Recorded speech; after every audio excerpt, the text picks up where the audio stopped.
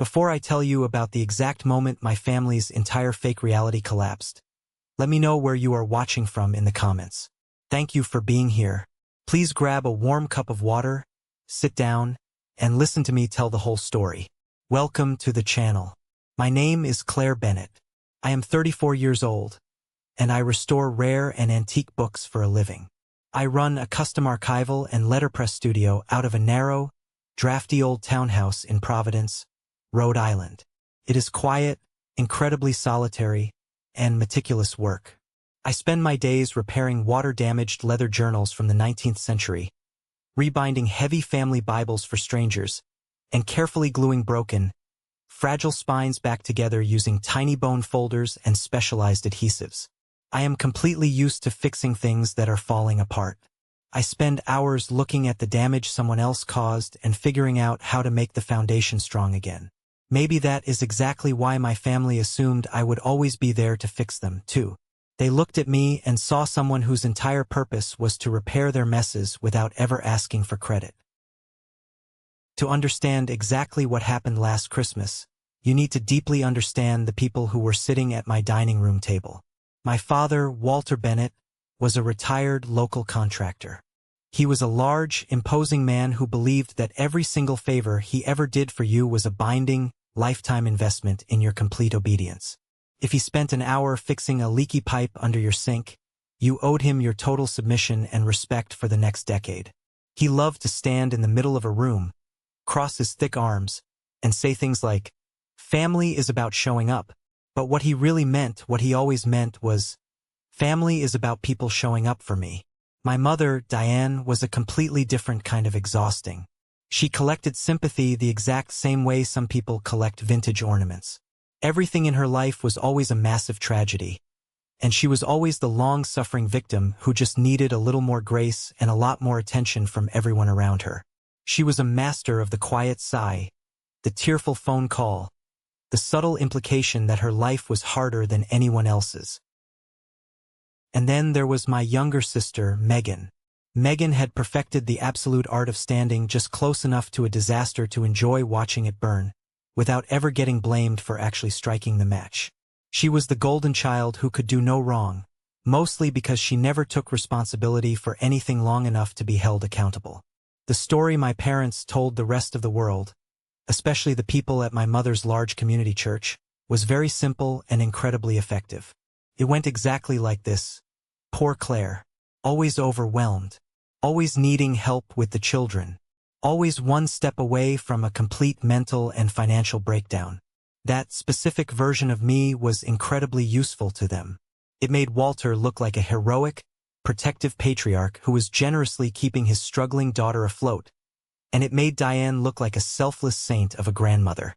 But the reality behind closed doors, the reality that I lived every single day, was entirely different. 3 years ago, I went through a terrible, deeply traumatic divorce.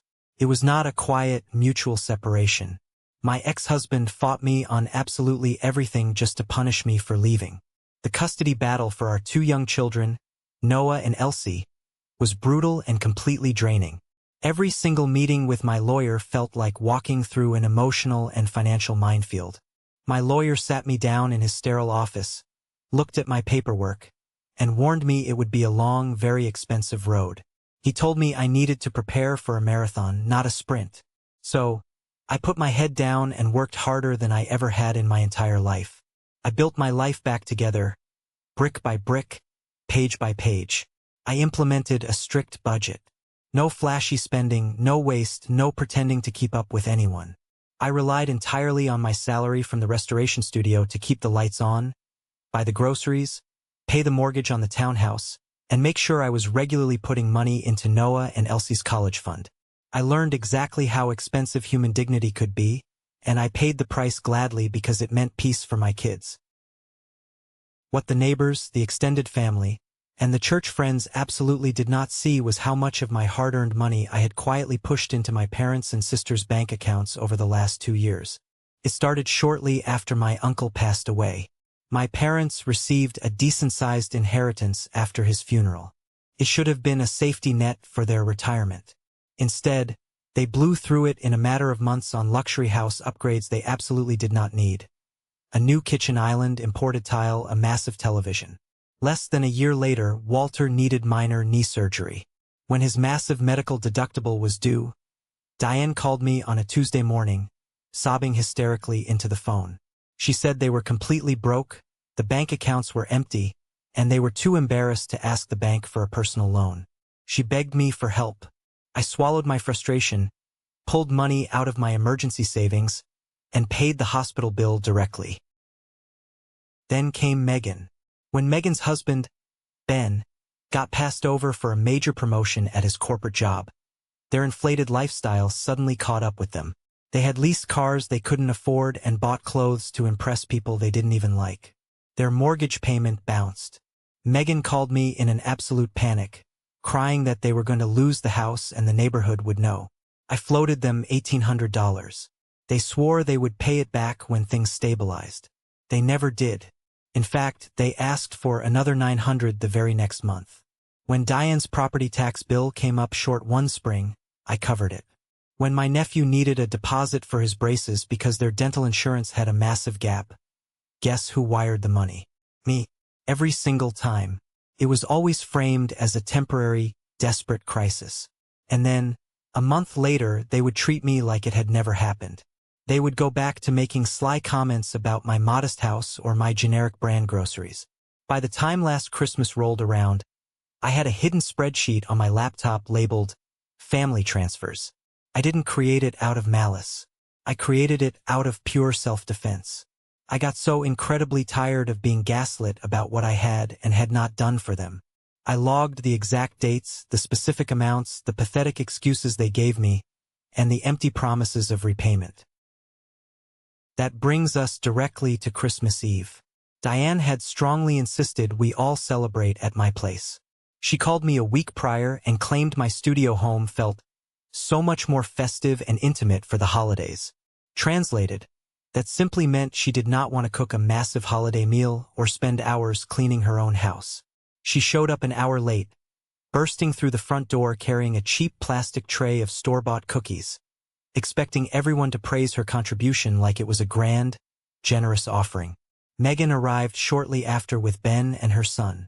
She brought a loud, chaotic energy that filled the small rooms but made the house feel completely cold. She walked into my front sitting room, took off her expensive coat, glanced at the handmade paper garlands Noah and Elsie had proudly taped along the bookcases, and smirked. "This is cute," she said, her tone dripping with condescension. "Crowded, but cute." I ignored her completely. My children were so excited. Noah was 8, and Elsie was 6. They were wearing matching red holiday sweaters, and they were still young enough to genuinely believe that family gatherings were supposed to feel safe, warm, and happy. Walter came in last. He stomped the snow off his heavy boots, took one heavy look at the noise, the discarded wrapping paper on the rug, the kids moving quickly between the adults, and his jaw set hard. I knew that specific look. I had known it since I was a little girl sitting in the backseat of his car. His expression always darkened rapidly when the joy in a room did not center entirely around him. At one point before dinner, little Elsie tugged on his sleeve. She was holding up a tiny, glittering star she had carefully glued onto a handmade place card specifically for him. She was beaming with absolute pride. He barely even glanced down at her. "Maybe later," he grunted, aggressively brushing his arm away from her small hands. She walked back to me, her bright smile faltering, and a sharp, hot wave of anger rolled over my nerves. I pulled her close and told her it was beautiful. At dinner, I was physically and emotionally exhausting myself trying to hold the room together. I passed the heavy bowls of mashed potatoes, poured hot apple cider into the glasses, checked on the roast in the oven, and forced a massive, fake smile for the sake of the kids. The tension was thick enough to cut with a knife. Then, Noah accidentally bumped his water glass with his elbow. It clattered loudly against his ceramic dinner plate. It did not break. Nothing spilled. It was just a sudden, sharp noise in a quiet room. Walter sighed theatrically, rolling his eyes dramatically at the ceiling. Diane gave me an exhausted, deeply disappointed look from across the table, acting as if I was personally responsible for the basic laws of physics and my son's lack of absolute perfection. Then Walter slowly stood up. He picked up his metal fork and tapped it sharply against his glass. The entire room went dead quiet. Megan actually hushed her son and looked up, her eyes wide with eager anticipation. She knew something was coming. Walter cleared his throat, puffed out his chest to make himself look as large as possible, and looked directly down the length of the table at me. "I have a Christmas announcement," he projected, using his loud contractor voice. "Since Claire seems to think this family is some kind of free service, your mother and I are done babysitting. We are done doing home repairs. We are done bailing her out every single time she cannot manage her own house or her own life." My stomach dropped straight into my shoes. Not because his cruel words hurt me, but because I saw exactly what he was actively doing. He had intentionally waited until both my son and daughter were sitting quietly at the table, watching and listening. He wanted them to hear that their mother was a pathetic, helpless burden. He wanted an audience for his grand display of power. I looked around the table. Diane looked down at her plate, perfectly silent, offering no defense. Megan pressed her lips together tightly, actively fighting a massive smirk. Ben stared awkwardly at his napkin, refusing to make eye contact with anyone. Noah went completely still, his eyes darting between me and his grandfather. I slowly set my fork down. I looked Walter dead in the eye and said one word: "Seriously?" Walter nodded, crossing his thick arms over his chest. "Seriously, you have been leaning on this family for way too long. You drain us. Maybe now you will finally learn how the real world works." I felt the very last string of my patience snap. The fear and the obligation I had carried for years simply vanished. I stood up, planting my hands firmly on the wooden table, leaning forward. "You watched me cover Mom's property taxes," I said, my voice dangerously calm but loud enough for everyone to hear. "You watched me help Megan keep her mortgage current so she wouldn't lose her house. You called me crying for your medical deductible, Walter. Do not stand in my own house, eat the food I paid for, and act like replacing a garbage disposal 3 Thanksgivings ago makes you my patron saint." The energy in the room completely shattered. Megan's head snapped up in shock. Diane gasped loudly, clutching her chest. "Claire, do not do this right now." Walter's face flushed a deep, furious red. The veins in his neck bulged. "Now you are keeping score?" he snapped, his voice booming and shaking the glasses on the table. "That tells me absolutely everything I need to know about your character." Before he could say another aggressive word, Elsie's small, shaking voice cut through the heavy, toxic air. "Mommy? Did Grandpa mean he does not want to come over anymore?" I looked down at my daughter's frightened, confused face. That was the absolute breaking point. The hesitation burned completely off. I was not going to let my children learn the terrible lesson I had been forced to learn. Swallowing public humiliation just to keep toxic family members close. I walked directly over to the front door, pulled my kids' heavy winter coats off the hooks, and looked back at the people sitting at my table. "Clearly, we are done here. We are leaving. If humiliating me in front of my own children was your grand idea of setting a boundary, do not worry. I will handle the rest." Walter barked something aggressive behind me about disrespect and knowing my place. Megan yelled that I was overreacting and ruining the holiday for everyone. But I did not turn around. I opened the door and walked out into the freezing night. I buckled the kids into the back seat of my car, my hands shaking so violently against the steering wheel I could barely put the key in the ignition. We drove away through the dark, quiet streets, leaving my family sitting in my house. Noah whispered from the back seat, his voice trembling. "Are we in trouble, Mom?" I looked at him in the rearview mirror, took a deep breath, and softened my voice. "No, buddy, not us. We are just done pretending." Getting the kids to bed that night took much longer than it usually did. They were deeply unsettled, sensing the heavy, aggressive shift in the atmosphere, even if they didn't fully understand the cruel, calculated words that had been weaponized at the dinner table. When we got home, the house felt entirely different. It felt like a crime scene of a holiday. I sat on the edge of Elsie's bed, reading her an extra story about a brave little bear, tucking the heavy blankets tightly around her small shoulders, and promising her over and over that tomorrow, we would have our own special Christmas morning, just the three of us. By the time I finally closed their bedroom door and walked down the hallway, my entire body felt like it had been violently beaten. I walked into the kitchen. The remnants of the ruined dinner were still sitting on the counters. The roast was cold and congealing in the pan. The cider glasses were half full. I ignored absolutely all of it. I poured myself a glass of cold tap water, leaned against the sink, and finally checked my cell phone. I had 3 aggressive text messages from Megan. They read, "You are so unbelievably dramatic. How could you ruin a holiday over a simple boundary? And you need to apologize to Dad immediately."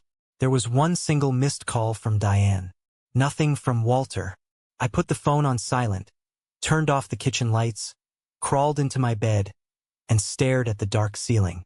My mind raced with anger, immense guilt, and pure exhaustion. I paced the floor of my bedroom for hours until sleep finally dragged me under. I woke up at 6:17 the next morning. My phone was vibrating so violently against the solid wooden nightstand that it nearly vibrated right off the edge and onto the floor. I rubbed my tired eyes, squinting painfully at the bright screen in the dark room. My lock screen was a solid, endless wall of urgent notifications. 36 missed calls, 11 voicemails, dozens of text messages. For a terrifying, dizzying second, my heart slammed aggressively against my ribs. The pure adrenaline spiked in my blood. I thought someone was dead. I thought Walter had suffered a massive heart attack in the middle of the night out of pure rage, or there had been a terrible car crash on their way home from my house. I swiped the screen open, my fingers fumbling and shaking in an absolute panic. But as I quickly scrolled through the long list of notifications, the sheer panic rapidly dissolved into a cold, hard, heavy knot in the pit of my stomach. The frantic calls were absolutely not from the local hospital. They were from Diane, from Megan, from my Aunt Joanne, from 2 different cousins who lived out of state.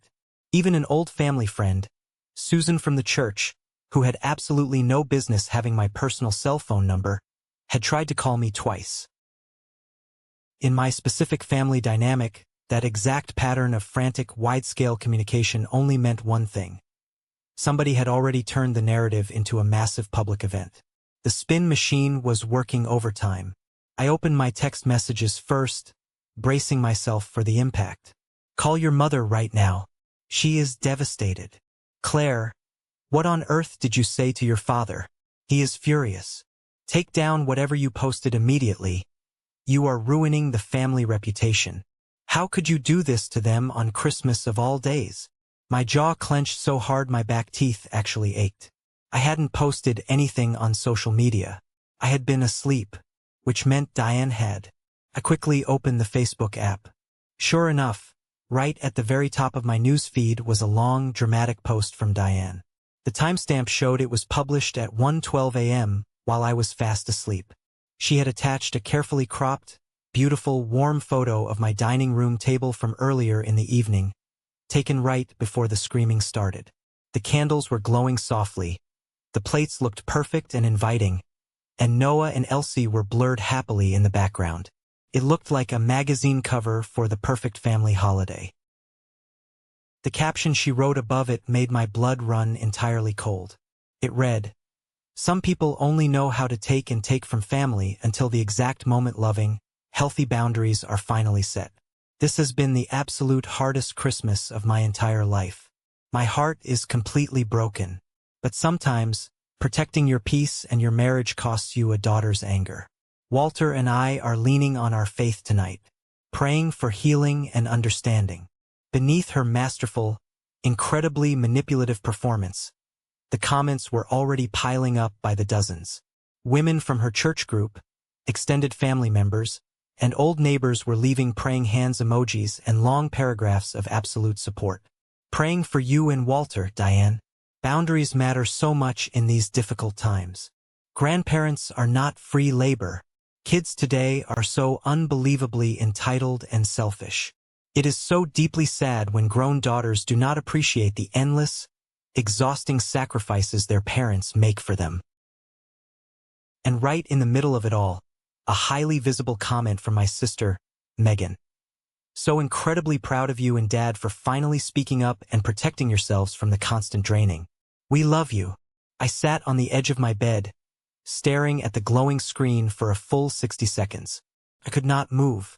I felt my chest tightening, my breathing growing fast and shallow. The sheer audacity of it was paralyzing. My own mother had sat at my dining table, eaten the expensive roast I paid for, watched my father verbally and emotionally abuse me in front of my own young children, and then went home, got into her comfortable bed, and typed out a massive, calculated lie to hundreds of people just to make herself look like a tragically misunderstood martyr. She had intentionally turned me into a lazy, entitled parasite for the entire community to judge, just to protect Walter's fragile ego. She wanted witnesses. She wanted an audience to validate her twisted delusion and comfort her. I slowly stood up. The hardwood floor was freezing against my bare feet, but I didn't care. The sadness, the heavy guilt, the desperate, lifelong need to be a good daughter that I had carried around for 34 years completely evaporated in that exact moment. It was instantly replaced by a sharp, clinical, unshakable coldness. The Claire who absorbed the abuse was gone. Diane wanted a public audience? Fine. I knew exactly how to give her one. I didn't call her. I didn't reply to any of the frantic, accusatory text messages from my cousins. I walked out of my bedroom, went straight down the hall into my restoration studio, pushed past the heavy iron book presses drying my latest project, and opened my laptop. I pulled up my online banking portal. The screen glowed brightly in the dim room. I navigated to the secure folder on my desktop labeled Family Transfers. I sat there in my thick winter robe, my morning coffee completely forgotten and going ice cold beside me, and started pulling the screenshots. I did not need to exaggerate. I did not need to yell or use emotional language. I just needed the raw, undeniable, irrefutable math. Math does not lie. I looked at the numbers glowing brightly on the screen, verifying every single detail. Diane's property taxes from April, $2,143. Paid directly from my checking account to the city clerk. Megan's mortgage shortfall when Ben missed his promotion at the firm, $1,800. And then another $900 transferred the very next month. Walter's medical deductible for his knee surgery, $3,275. Paid directly to the hospital billing department. The deposit for my nephew's braces. A massive emergency furnace repair bill for my parents' house. 2 separate utility shut-off reversals for Diane's house when she forgot to pay the electric bill. Every single transaction was neatly logged. Every bank transfer was time-stamped with the exact date and minute. And right next to them in the folder were the screenshots of the exact text messages that accompanied the requests. Diane begging and pleading. Megan promising to pay me back from her very next paycheck. Walter aggressively demanding I keep the money a secret from his golfing buddies so he wouldn't look weak. I didn't need to post all of it. I only needed enough to permanently puncture the massive, bloated lie Diane had confidently floated into the public square. I went back to the open Facebook tab, clicked on Diane's ridiculous post, and typed a single comment. I didn't use all caps. I didn't use exclamation points. I didn't call her names. The pure power was in the absolute calmness and the surgical specificity of the truth. I wrote, "Loving boundaries. That is a very interesting phrase, Mom. Since we are having this deeply personal conversation in public for everyone to see, let's make sure the details are perfectly accurate. In the last 2 years alone, I have personally paid your property taxes $2,143, Dad's medical deductible, $3,275. Megan's mortgage shortfall, $2,700 total, Ben's braces deposit, and 2 of your overdue utility bills to keep your lights on, Dad watched all of that happen before standing up in my house last night and telling my children that I live off of him because he babysat twice a month. If you truly want peace and healing, maybe you should start with basic honesty. I hit enter. I didn't attach the screenshots yet. I knew I didn't have to show my entire hand immediately. Diane knew I could back up every single word. I sat back in my desk chair, crossed my arms, and watched the screen. For 3 agonizingly long minutes, absolutely nothing happened. The post sat there perfectly still. Then, the comment count suddenly jumped from 42 to 45. My cell phone rang loudly on the desk. The caller ID flashed Diane's name. I stared at it and hit decline. 2 seconds later, Megan called. I hit decline. Then, for the absolute first time since he stormed out of my house the night before, Walter called. I hit decline. I refreshed the Facebook page. My Aunt Joanne, my mother's older sister and the absolute only person in the entire extended family whose opinion Diane actually feared and respected, had replied directly to my comment. Wait, Claire, what are you talking about? Diane told us you were drowning in legal debt from the divorce. Megan immediately jumped into the thread, typing frantically, desperately trying to do damage control in real time. Aunt Joanne, Claire is completely twisting the context of private family help. She is just angry and acting out maliciously about last night's argument. That was the exact trigger I was waiting for. Megan had opened the door. I replied to Megan's comment with one single screenshot. It was a text from Diane from April that read, Claire, please, I am begging you, can you cover the tax bill before Friday? We are desperate. Do not tell your father I asked you. Then I dropped a second screenshot right below it. A text from Walter. Insurance wants the deductible upfront before they operate. Wire the money today. Don't mention this to your mother yet. I will handle her. The mood underneath the post shifted with the brutal, violent speed of a car crash. It was instantaneous. The church friends who had just spent hours comforting Diane suddenly went dead silent. Nobody liked a hypocrite, especially in their tight-knit social circles. Then, one by one, the sharper, much more accusatory questions started rolling in from the family. A cousin wrote, Diane, why did Claire pay your property taxes if she is the one dependent on you guys like you said? A family friend commented, Megan, didn't the church do a huge fundraiser for your hard season last year? Claire was paying your mortgage on top of that. And then came the absolute kill shot. Aunt Joanne left a standalone comment at the very bottom of the thread. Diane, if you made a liar out of all of us today just to protect Walter's pride, you need to say it right now. Tell the truth. I watched that comment appear on the screen, and a profound, heavy weight physically lifted off my chest. I felt a deep, radiating calm I had not experienced in years. It wasn't joy. It wasn't exactly happiness. It was just the incredible feeling of standing up straight after putting down a massive boulder I had been carrying on my back for a decade. 7 minutes later, the screen went completely blank. An error message popped up.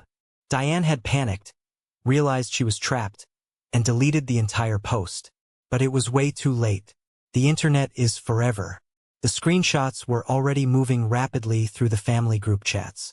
My phone buzzed with a furious voice memo from Megan. She was screaming so loud the audio clipped and distorted.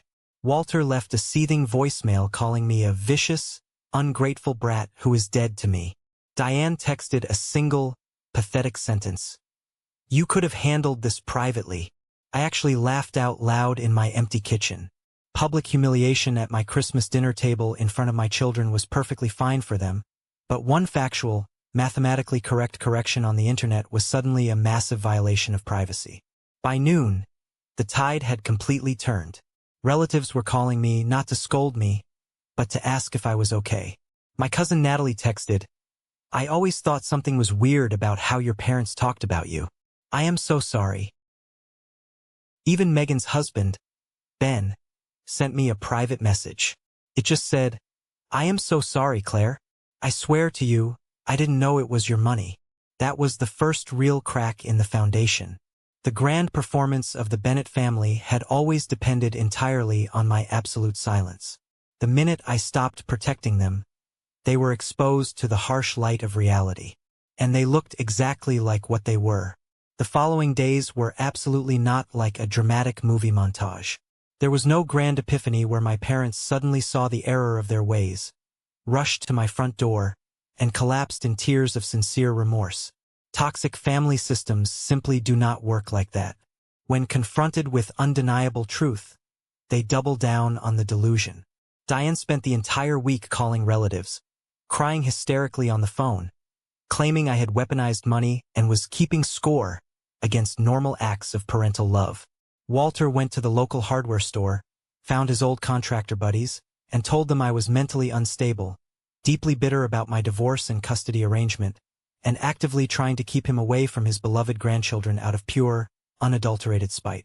Megan played her favorite middle tactic, telling everyone in her circle that my tone was the real problem, completely ignoring the massive fact that they had lied to everyone and effectively stolen from me.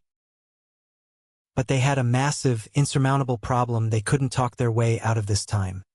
Receipts do not respect family hierarchy.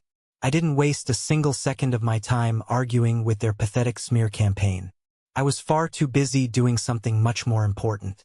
I was actively, systematically closing off every single access point they had to my life and my finances. I logged into my banking portal. I permanently canceled the recurring auto transfer I had set up months ago to help Diane with her upcoming spring taxes.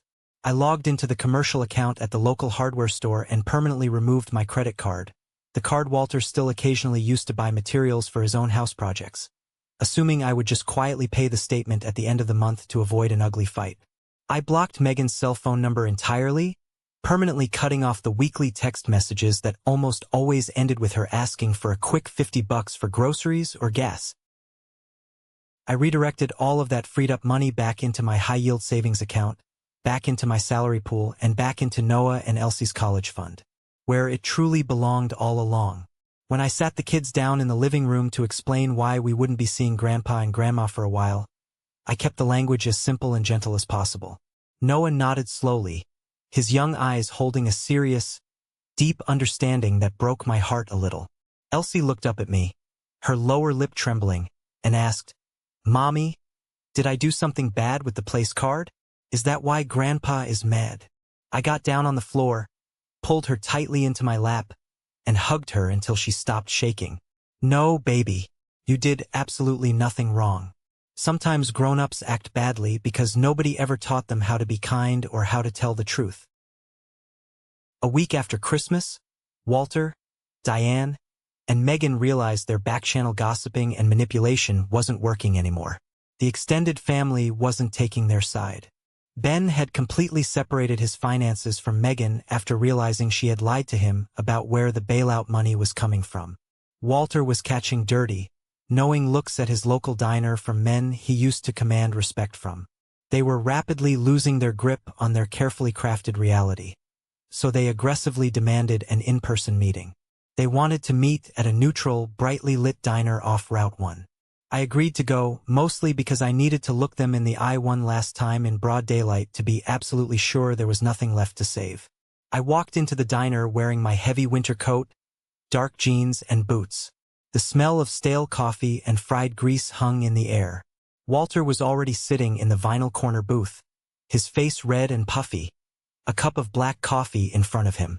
Diane was clutching a paper napkin, tearing it into tiny pieces, looking extremely nervous. Megan slid in next to her, crossing her arms tightly like she was preparing for a physical war. I slid into the opposite side of the booth. I didn't take off my coat. "You have exactly 10 minutes, I said, looking directly at Walter. Walter immediately puffed up, using the loud, booming voice he thought projected absolute authority. "You went way too far this time, Claire. Whatever problems we have behind closed doors, you do not shame your family in public. You embarrassed me." I stared at him, my face completely blank. "You stood up at my Christmas table and called me a financial burden in front of my own children." He waved a large hand dismissively. "I was setting boundaries. You need to learn independence. You rely on us too much." "No," I replied, my voice dangerously quiet but completely steady. "You were performing. You wanted to feel big, so you tried to make me small. You wanted an audience. Megan leaned forward, her eyes narrowing. Everyone is exhausted by your resentment ledger, Claire. You hold money over our heads like a weapon. Megan, I said, cutting her off instantly, pointing a finger at her. You have been taking my money for 2 straight years while letting Mom tell the entire church congregation I am barely scraping by. Do not ever confuse my silence with dependence. The booth went dead quiet.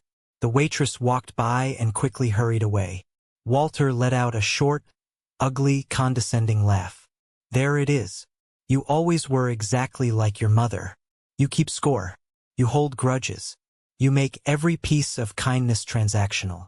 Years ago, that specific accusation would have gutted me. It would have sent me spiraling into tears and frantic apologies, desperately reaching for my wallet to prove my unconditional love. But sitting in that diner, looking at his angry, entitled face, I felt absolutely nothing but pure clarity. Because what he had offered me my entire life wasn't kindness. It was control dressed up as sacrifice. I stood up from the booth. Walter actually looked startled, his eyes widening slightly, as if he genuinely believed his booming voice was a physical restraint that could keep me seated. I pulled a crisp $20 bill out of my pocket, dropped it flat on the table to cover their coffees, and looked down at my father. You do not get to see Noah and Elsie anymore, I said clearly, enunciating every single word. Not until they are old enough to understand exactly what emotional cruelty looks like. You do not get to drop by my house. You do not get to call my phone. And since you care so much about what family means, Walter, here is your final lesson. Family is not an audience for your ego. Diane gasped loudly, her face going completely pale. Megan stammered, You can't just do that. You can't cut us off. I looked down at my sister. Watch me. I turned around and walked out of the diner. The small bell on the glass door chimed cheerfully behind me. I stepped out into the freezing January air, the wind biting sharply at my cheeks. I got into my car, started the engine, and drove away. I left them sitting in that booth, completely speechless, finally stripped of the one thing they valued more than anything else in the world. My silence. What happened over the next few weeks was not some dramatic, sweeping movie montage where everyone instantly learned their lesson and begged for forgiveness. Real life is much messier than that, which honestly made it significantly more satisfying in its own unique way. The complete collapse of my family's fake reality was a slow, quiet, and absolutely devastating process for them. Later, the exact same night of our intense diner meeting, Megan's husband, Ben, called me. He sounded physically exhausted, like a man who had just run a marathon. He told me that Megan had come home from the diner absolutely furious, pacing the length of their living room, aggressively ranting about how disrespectful and cruel I was. But Walter had followed them back to their house. Walter barged straight through their front door, demanding that Ben get his wife in line and loudly complaining about his own entitlement to my salary and my time. Ben had finally had enough. He walked Walter right out onto the front porch, standing under the bright porch light right in front of the neighbors' houses. Ben pointed a finger directly at my father's chest and told him he was absolutely no longer welcome in their home until he learned the clear, distinct difference between helping his children and dominating them. That specific detail mattered to me a lot more than I initially expected. Not because I needed a man to validate my personal experience, but because deeply controlling men like Walter completely depend on the silence and compliance of other men to maintain their power. The absolute second Ben stood up straight and refused to play along with the charade, Walter lost his primary audience. He lost his grip. From there, the social exile officially began. It was small on paper, but for people who are entirely obsessed with their public image, it was a living nightmare. Diane completely stopped being invited to host the large extended family Sunday lunches. My aunts and cousins politely but firmly declined her weekly invitations because absolutely nobody trusted her version of events anymore. They had all seen the receipts. She could no longer go to her church group and play the tragically misunderstood victim, because the women sitting in the wooden pews right next to her had seen the undeniable bank transfer screenshots with their own eyes. When she tried to bring up my name to garner sympathy, they changed the subject. That kind of silence is deafening to a narcissist. Megan's social media feeds got noticeably quieter. She completely stopped posting her perfectly curated, heavily filtered family content.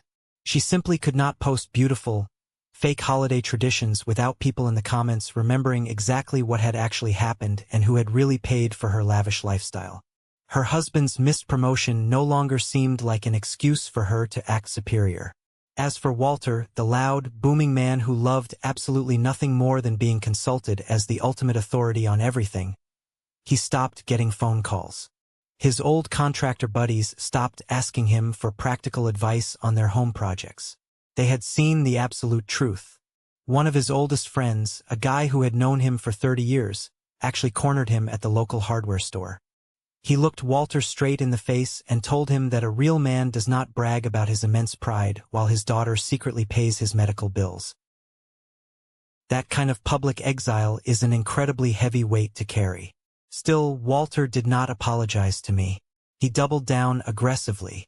He told anyone who would listen that my bitter divorce had completely ruined my mind. He claimed I was maliciously weaponizing my kids against him just to win a petty argument. He told Diane I would eventually break down, run out of money, and come crawling back to them, desperately begging for their approval because that was what I had always done in the past. He was completely and utterly wrong. I spent the rest of that cold winter focusing entirely on my work, my deep peace of mind, and my 2 children. I poured all my energy into restoring beautiful, broken things in my studio. My lawyer finally finalized the very last bits of stressful paperwork regarding my strict custody schedule with my ex-husband, securing my absolute boundaries on that front as well. I took the money I used to waste on my family and poured it directly into Noah and Elsie's college fund. For the absolute first time in my entire adult life, my house was actually quiet. There were no sudden, manufactured crises. There were no aggressive emergency demands for cash. There was just the rich smell of old paper, the calming sound of the rain hitting the glass windows, and the absolute unshakable certainty that I was finally safe in my own home. A little over 3 months later, on a very gray, bitterly cold Tuesday afternoon in early March, I got a phone call that proved exactly how deeply Walter had underestimated my boundaries. I was standing quietly in my restoration studio with a severely damaged, half-repaired 19th century atlas open under my hands. I was carefully applying specialized archive glue to a broken leather spine when my cell phone rang loudly on the wooden workbench. The screen lit up with an unknown local number. I wiped my sticky hands on my heavy canvas apron and picked it up. A woman with a very brisk, professional, clinical voice asked if she was speaking directly to Claire Bennett. I said yes.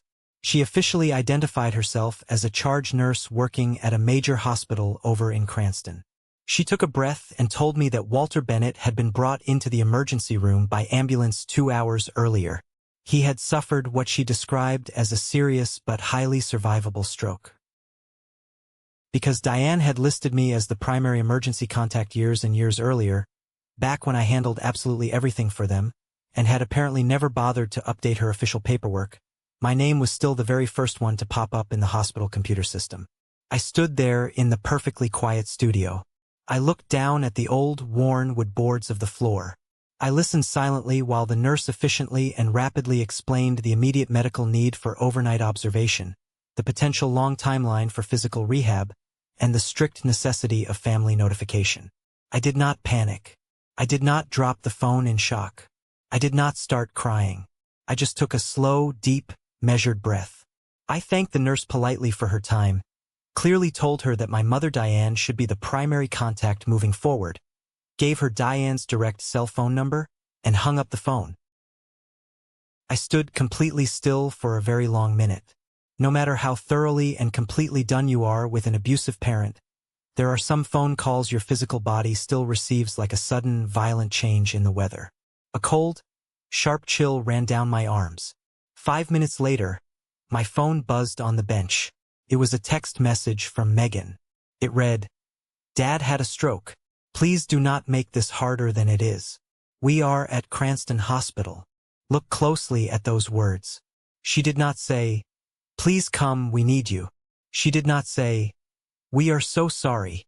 It was just the exact same old demanding request, wrapped tightly in a sudden medical emergency, ordering me to step right back into my lifelong role to smooth over their deep discomfort. I did not reply to her text. Instead, I called my Aunt Joanne. I asked her for the absolute, unfiltered truth of the situation. She told me she had just spoken to Diane in the waiting room. Megan was pacing the hospital hallways nervously. Walter was awake and conscious. His speech was heavily slurred from the stroke, and he had actively asked for me twice. Then Joanne paused on the phone, her voice softening with sadness.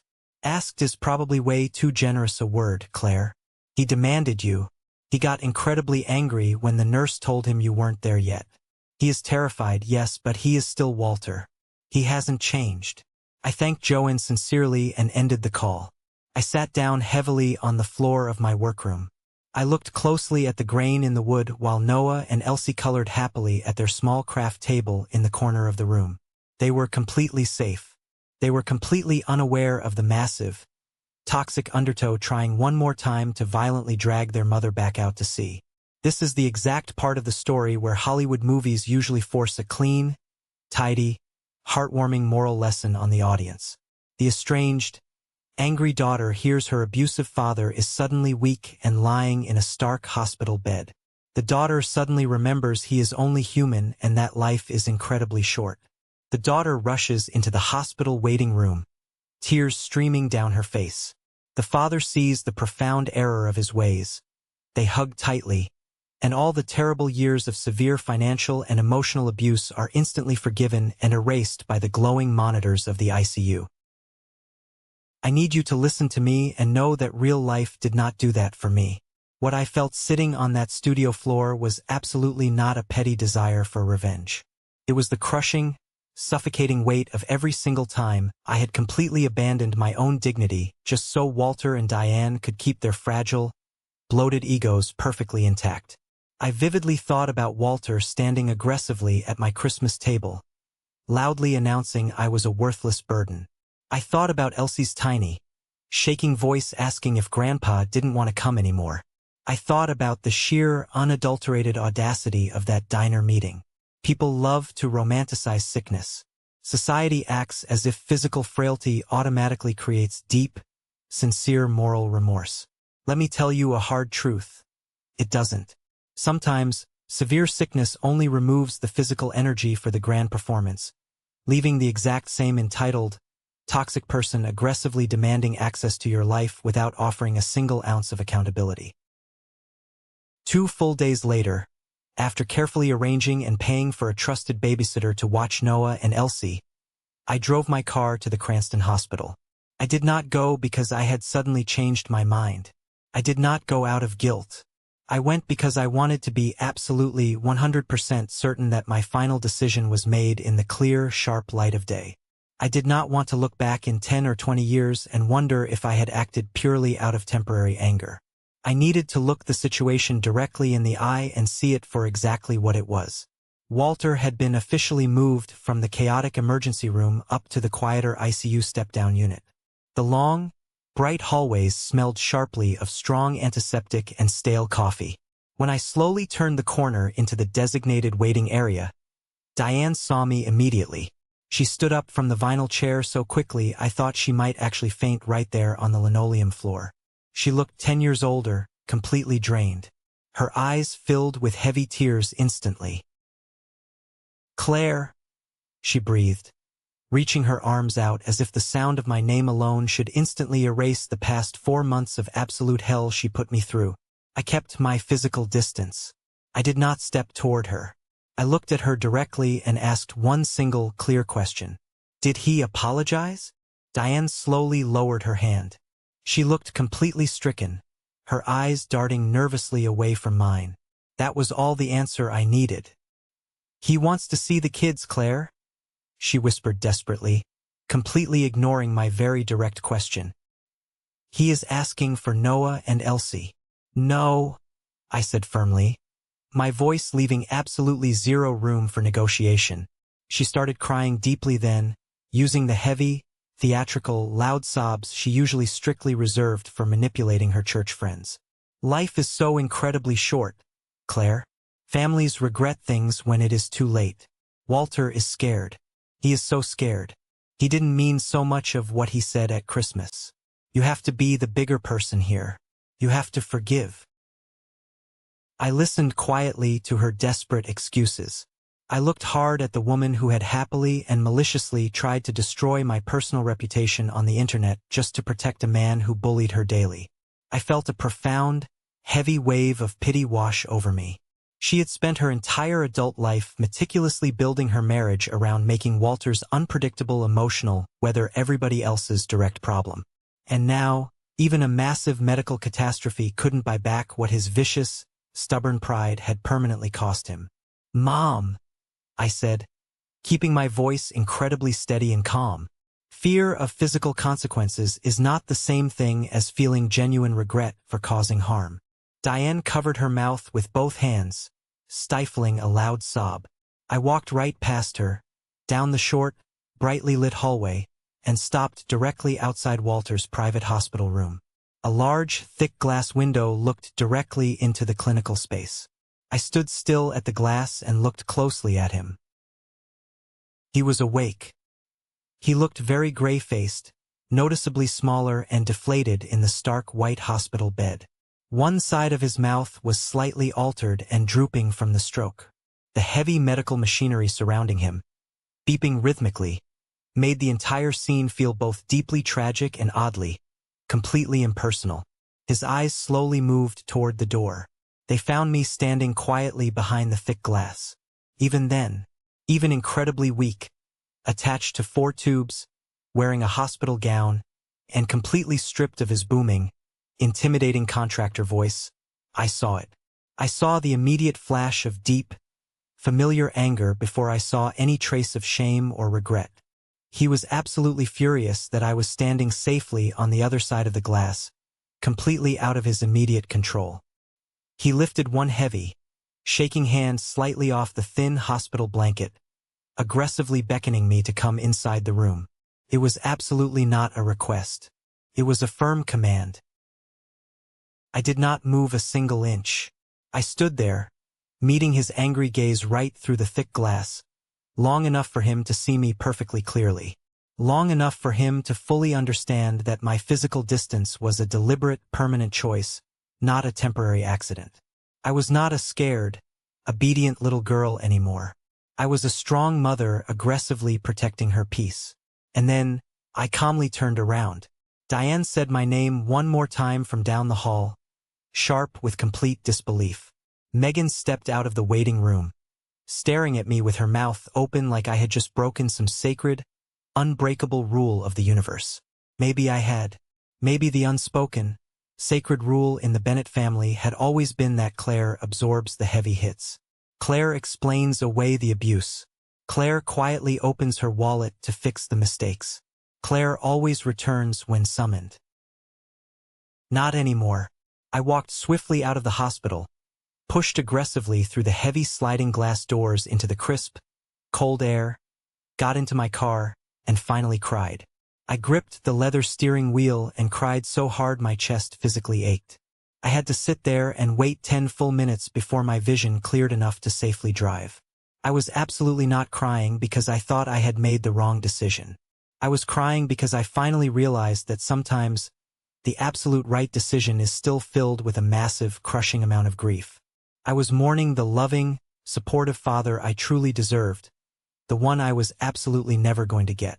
In the many months following that pivotal hospital visit, my life finally settled into a beautiful, permanent, and healthy new shape. Walter was eventually moved from the hospital into a physical rehab center, and then permanently into a much smaller assisted living arrangement. Diane simply could not physically or emotionally manage his demanding care alone, and because they had systematically alienated absolutely everyone in their lives, no one volunteered to step into their toxic orbit to provide free labor. Megan kept very cautious, distant contact with them, mostly because Ben had laid down the law and made it crystal clear there would be absolutely no more hidden financial debts, no more secret loans, and absolutely no more rewriting family history in his house. Aunt Joanne stayed very close to me. She came over for warm coffee on Sunday mornings and never once pushed me to reconcile with them. Noah and Elsie completely stopped asking about Grandpa Walter. Kids are incredibly resilient, and they adjust surprisingly quickly when the adults in their lives actively stop making emotional instability the daily climate of the house. As for me, I just kept working hard. I kept quietly rebuilding my savings account. I kept restoring beautiful, broken books in my quiet studio, which felt deeply and poetically fitting. I learned a lot from my specific trade. Some things can be beautifully repaired, but only if the binding is honest and the damage is properly named and meticulously cleaned. And some things are so deeply rotted and destroyed, they can only be carefully preserved behind glass as stark evidence of what they survived. Last Christmas, exactly 1 full year after the terrible dinner that cracked my entire world open, my house was full of genuine joy. Noah happily helped me string warm, yellow lights completely across the studio doorway. Elsie sat happily at the kitchen table, aggressively stamping little gold stars onto handmade paper gift tags. We baked fresh cookies that absolutely did not come from a cheap plastic tray. There was no thick tension in the air. There was no grand, aggressive, humiliating speech. There was absolutely no one tapping a metal fork against a water glass to make me feel incredibly small in my own home. There was just peace. Real, deep, hard-earned, beautiful peace. The exact kind of peace my mother tried to fake in that midnight Facebook post and never actually understood. If you are listening to this right now and wondering whether I harbor any deep, lingering regrets about turning my back and walking away from that hospital room window, the honest, unfiltered answer is no. I regret that I ever foolishly believed familial love required me to stand perfectly still while someone actively humiliated me. I deeply regret that my 2 beautiful children ever had to sit at a dining table and watch me try to absorb that kind of cruelty. But walking away from the glass? No. I confidently chose my sanity. I firmly chose my financial independence. Most importantly, I chose my children. I chose to be the exact version of myself they truly deserve to learn from. So, I will leave you with the ultimate heavy question Walter forced me to answer for myself, standing there in the cold, sterile hospital hallway. If the person who hurt you the most in this entire world was finally physically weak enough to truly need you, but still not emotionally honest enough to own the profound damage they caused, what would you do? Would you walk in, or would you walk away? Thank you for sticking around and listening to my story. I know it was a heavy one, but getting it out there feels like dropping a massive weight off my shoulders. I hope this resonated with you in some way. Have you ever found yourself in a similar situation? If you are hearing this right now, it means you made it to the very end of the video. You are part of what I call the 1% Club. I have a special favor to ask. Drop the letter W in the comments. Just a single W. It stands for winner. It is our secret signal so I can easily recognize the amazing people who stuck with me through the whole journey and chose to be winners in their own lives by setting healthy boundaries. If my story helped you feel a little less alone today, please hit that like button and follow the channel. It tells the algorithm to share this with other people who might really need to hear it right now. Stay strong, and I will see you in the next one.